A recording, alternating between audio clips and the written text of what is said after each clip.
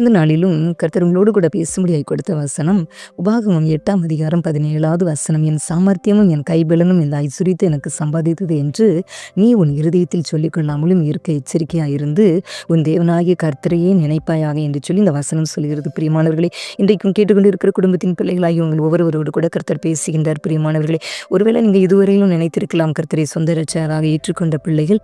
ஒருவேளை நீங்கள் நினைத்திருக்கலாம், என் பலத்தினால என் குடும்பம் இவ்வளவாய் கட்டப்பட்டு இருக்கிறது, இத்தனை நன்மைகளையும் ஆசீர்வாதத்தையும் என் பலத்தினால் நான் செய்தேன் என்று சொல்லி இந்த இத்தனை ஆசீர்வாதங்களையும் நான் பெற்றிருக்கிறது என்னுடைய பலத்தினால்தான், என்னுடைய திறமையினால்தான், என்னுடைய ஞானத்தினால்தான் என்று சொல்லி நீங்கள் ஒருவேளை இதுவரையில் இருந்திருப்பீர்கள். ஆனால் இனிமேல் நீங்கள் அப்படி நீங்கள் நினைக்காதீங்க பிரியமானவர்களே.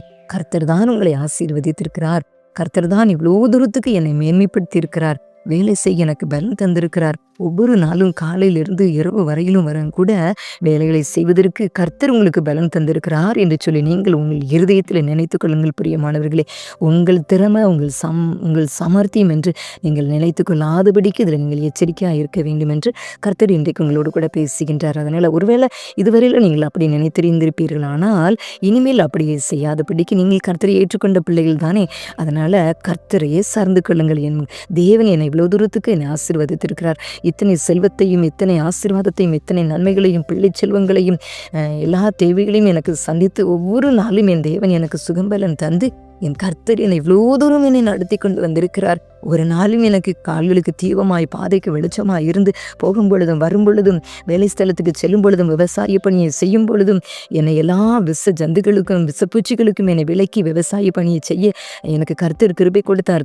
கர்த்தர் என்னை ஆசீர்வதித்திருக்கிறார் என்று சொல்லி நீங்களும் கூட நினைக்கும் பொழுது, விவசாய பணிகளை செய்கின்ற பிள்ளைகள் நினைக்கும் பொழுது கர்த்தர் எவ்வளவாய் சந்தோஷப்படுவார். கர்த்தர் தான் இவ்வளோ தூரத்துக்கு என்னை ஆசீர்வதித்திருக்கிறார். எந்த பணி செய்தாலும், எந்த வேலை செய்தாலும் கர்த்தரை நீங்கள் முன்னிறுத்தி, கர்த்தர் என்னை இவ்வளவு தூரத்துக்கு என்னை கொண்டு வந்து என்னை ஆசீர்வதித்திருக்கிறார்.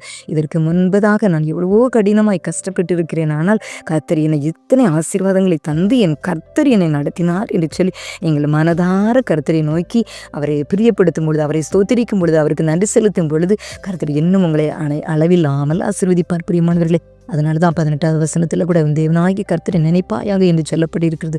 லாஸ்ட்ல ஐசுரியத்தையும் சம்பாதிக்கிறதற்கான பலனை உனக்கு கொடுக்கிறவர் கர்த்தரே என்று சொல்லி நான் நினைக்க வேண்டும் என்று சொல்லப்பட்டு இருக்கிறது. அப்படியானால் நீங்களும் கூட கர்த்தரையே நினையுங்கள். நீங்கள் அப்படி கர்த்தரை மனதார நினைத்து நீங்கள் ஸ்தோத்திரிக்கும் பொழுது இன்னும் அளவில்லாமல் கர்த்தர் உங்களை ஆசீர்வதிப்பார். வேலைகளை செய்வதற்கு பலன் தருவார், ஆரோக்கியத்தை தருவார், சுகம் தருவார், பலனை தருவார், சத்துவத்தை தருவார்.